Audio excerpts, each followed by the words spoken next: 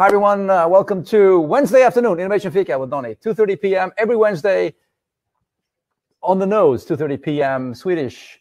Every week I go live with a new guest, some kind of cool tech, cool person, cool ideas. And as you know, everybody who's been following me so far, it's been a great ride so far. And from last week, I don't remember the date, we've been sending live from Teknikringen 1 with a live audience. Hey. It's wonderful. With hundreds of people cheering us along here. It's amazing.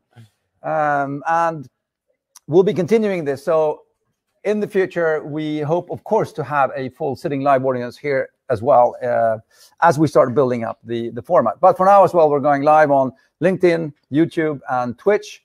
And of course, it's all saved online, so you can watch it afterwards. I think that the one with Kalle Hasselskog that I did this autumn has just passed, I don't know, 6,000 or 7,000 views at the moment.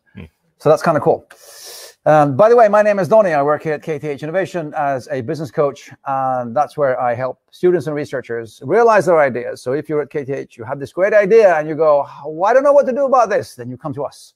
You send an email to innovation@kth.se, and it's like rubbing this magic lamp on the beach. Something comes up and goes, here are your wishes. But you don't get 3. You get an unlimited amount of wishes at KTH Innovation. It's amazing. It's like a fairy tale come true. It's what we do here. And today I'm here with my great friend and colleague, Hannes. Yes, thanks for having me. It's wonderful to have you here.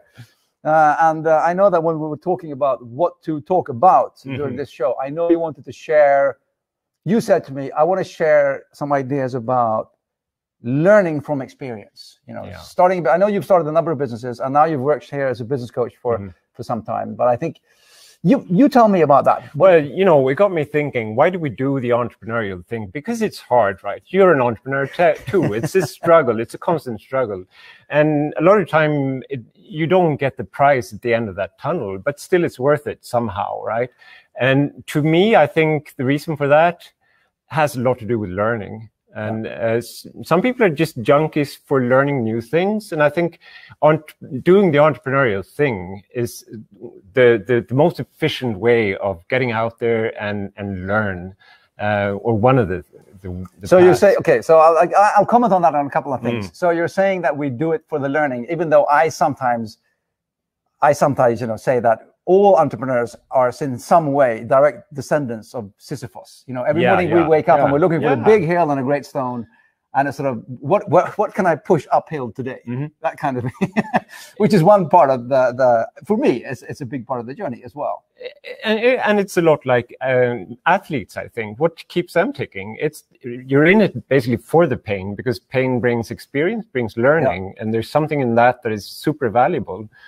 So what have you learned though from being an entrepreneur? What's your some key learnings? I know we're going to come back to you giving us top 3 tips in the end, but right. When we're talking about learning, what do I learn as an entrepreneur that I don't learn from just taking a job? I was talking to one of the entrepreneurs here the other day, and he said, what I've learned is to be comfortable with constantly being uncomfortable. And I think that captures something, right? Yeah. I also think it's really interesting environment to work with entrepreneurship, because the university we're at is also optimized for learning, but it's just that it's a different flavor of learning. And when you bring these 2 modes of operations together, you can get this really powerful mix and this really interesting types of innovations, I think. Well, do you think there's a difference between us being at a university working with innovation support as opposed to maybe like a commercial incubator or something? Because do you feel there's a difference in like the academic learning environment that we're in? Yeah. I'd like to think so. I think there's an acceptance here for approaching the really tough stuff, right? And doing the important types of innovation that could take years to reach the mark. Let's be honest, right? And there is that endurance that is sort of in the culture of academia, I think, that and also the curiosity, the approach to just pursue something that you don't really know where it will take you, but just because of the curiosity, right? I actually had a conversation yesterday with one of the large Swedish industries that build cars. Wonder Wheel.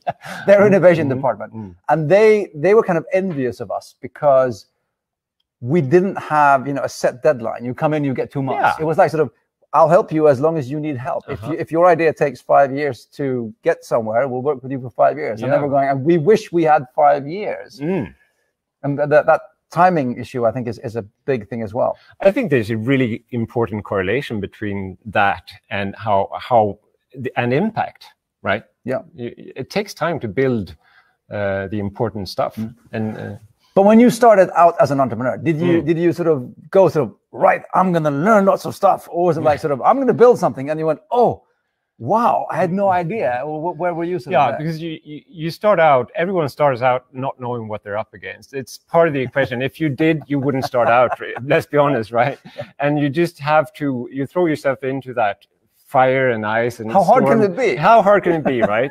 And then you just realize you have to pick up so many skills. And I'm not talking about reading books. I mean, even though I think that's an underestimated thing, right? But just the number of people you have to interact with, and how you need to keep an open mind about what you don't know. Yeah. So yeah, I think. Okay, well I'll challenge you into this then. One of my favorite reasons for starting something new in a completely different vertical that I've never ever worked with before is because I have no idea how it works. Yeah. And it's like sort of, that's exciting. How do you do things over here? That kind of thing. Yeah. I mean, I'm recently got into space tech, right? Yeah.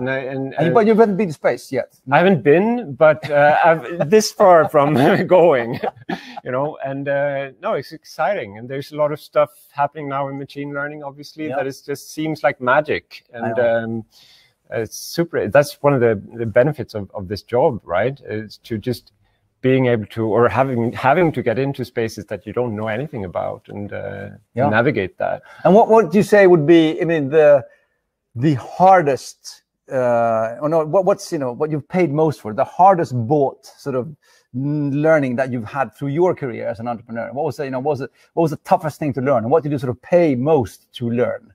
Well, I think that has to do again with timing, because you sort of expect everything to happen tomorrow, right? Or just around the next corner. Then a decade or two later, you're still not there. Yeah. And a decade or two later. Yeah. That's a time scale we're actually looking at. And that could be demoralizing unless you learn to be fine with that, I think. Yeah. So I mean, I like what you said in the beginning there with, becoming comfortable with being uncomfortable. It's always something that isn't working. There's as soon as you sort of face that fact that nothing will always work. There will always be sort of something that is. And entrepreneurship in that way is a school for life, right? If you think about it, this is something that everyone should really try and work on. I mean, I usually say, I had maybe a different transition into entrepreneurship. I came from another business, so to speak, where it depended on being sort of prepared for anything. I was in the army for 10 years. So when I came into civilian life and I started as an entrepreneur, which was the first thing I did after having been in the army, for me it was like sort of, okay, what's going wrong today then? Let's fix it. Let's fix it. And people around me were going, oh my God, it's going wrong. It's breaking. I'm saying, what? Cool down. That's what it's all about, kind of thing. Yeah, this is probably a great school. It was. In some ways, yes, it was. I was in conflict management in Balkans and Northern Ireland and all over the place too for like 10 years, actually. So I could sort of relate to that. Yeah.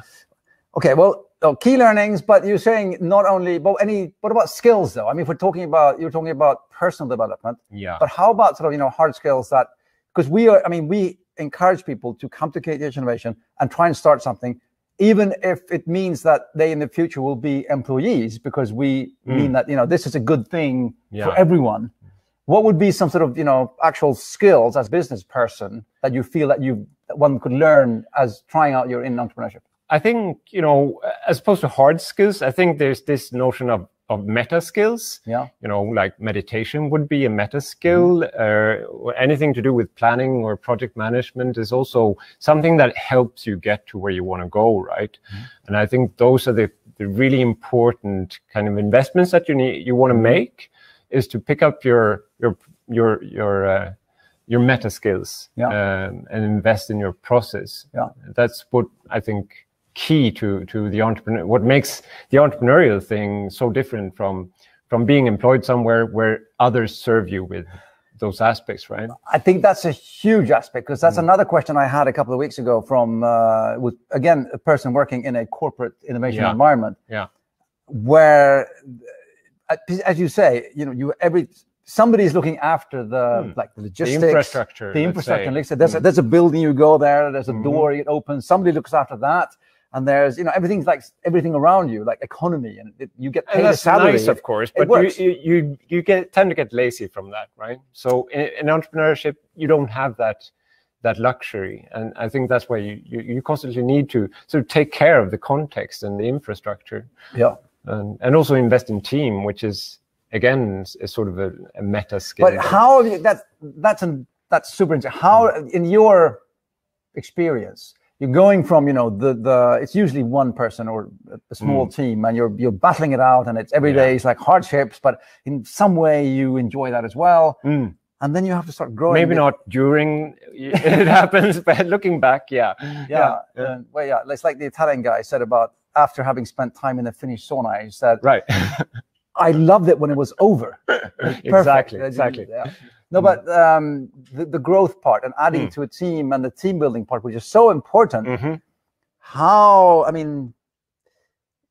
you're so used to depending on yourself, and if you built this sort of your own castle kind of thing, how do you transition from that into then working with other people, and how do you influence them to be part of what you're trying to do?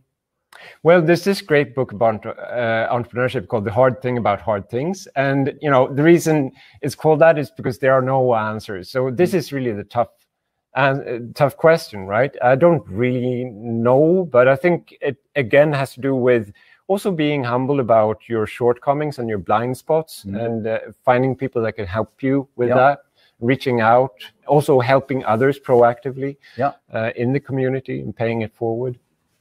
That's, I think that is, becoming aware. How do you become aware of your blind spots? Because if it's a blind spot, you can't see it. Yeah. How does that work?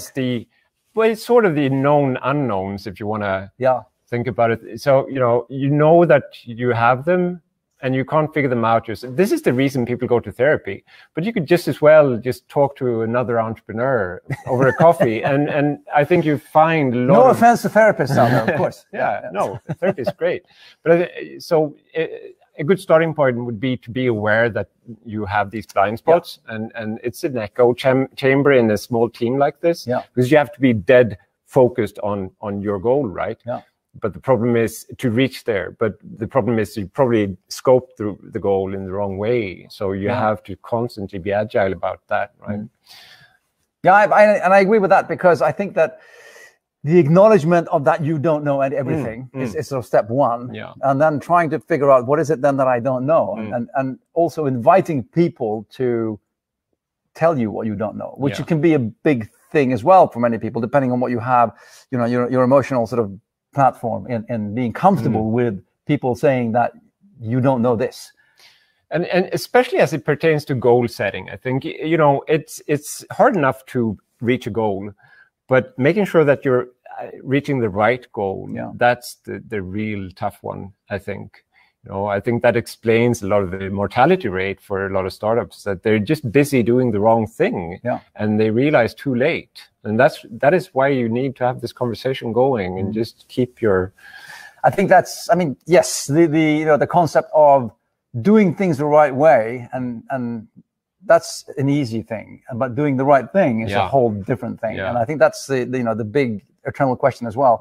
Just checking the timer, but I know we're getting towards half of our coffee break. If there's anybody asking questions out there, please post them in the comments in the chat here, and we can answer them as well. But I know that Hannes wants to share with us, as usual. All guests always share with us their top 3 tips regarding the subject that we're talking about. And today we have Hannes Öhrström Eder here, and Hannes is going to give us top 3 tips for developing. And tip number 1, Hannes, is do something hard every day. And what do you mean by that? I mean by that, don't procrastinate getting out of your comfort zone. You have to turn this into a habit, right? And it doesn't so much matter what it is, really, but you have to do it, not tomorrow, today.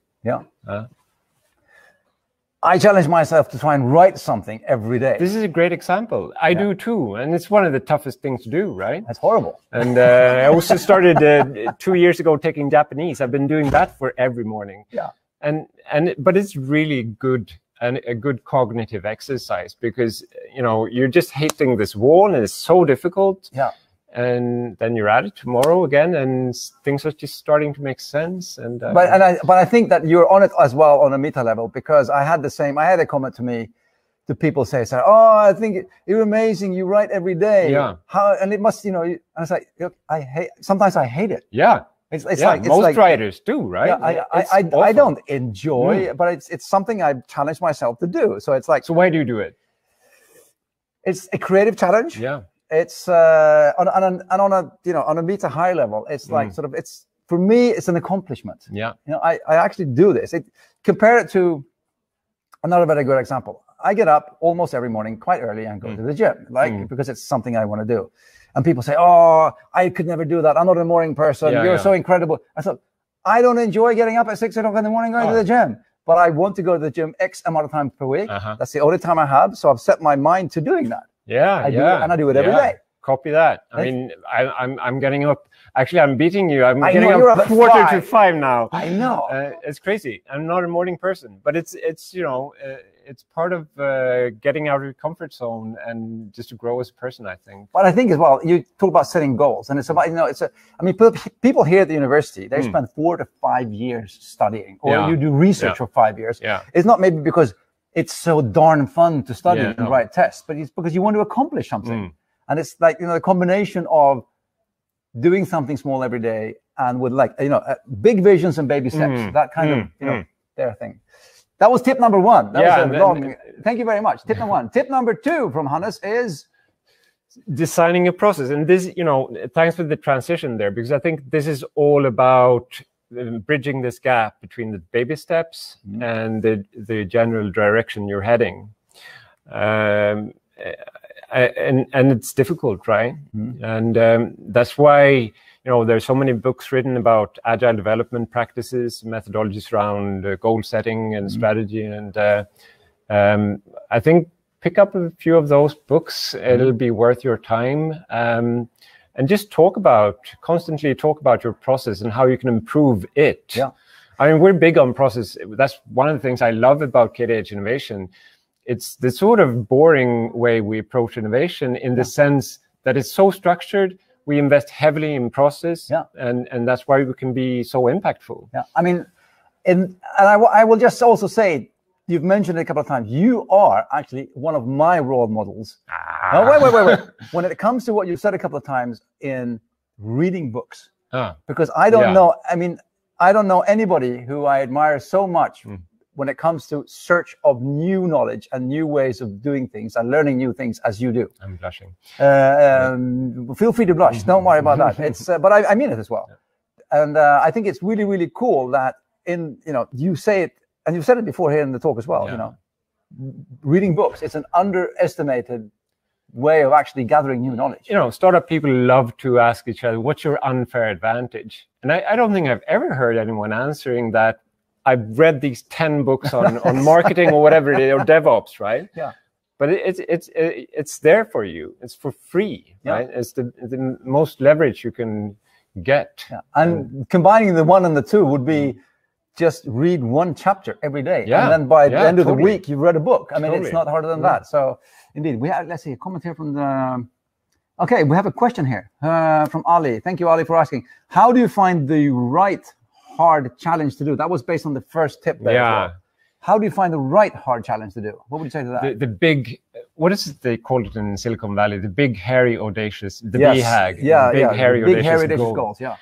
I don't know. I mean, I think it's one of these things you have to search your soul. I mean, it's how do you write the big American novel, right? There's no answer to it. But the answer is in you. Yeah. There's something there that only you can do. There's a story that only you can tell. And if you're telling it, in an authentic way, it will have impact on the world. And then it doesn't have to solve climate crisis single-handedly. It's fine to pick a small problem, Yeah. but it needs to be relevant. Yeah. Actually, you need to start small in order to go broad.